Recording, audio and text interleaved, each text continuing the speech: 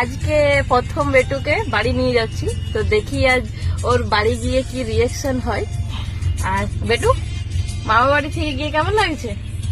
সারা কাজু কাজু করবে? হ্যাঁ, অনেকটা বড় হয়ে গেছে তো, অনেকদিন থেকে গেছে। এবার বাড়িতে গিয়ে দেখি ও কি করে, ওইটাও দেখাবো। বেটু তো বাড়িতে পৌঁছে গেছে, ওর এখন রিয়েকশন দেখছি ও বাড়িতে এসে কি করছে। কি করছো তুমি?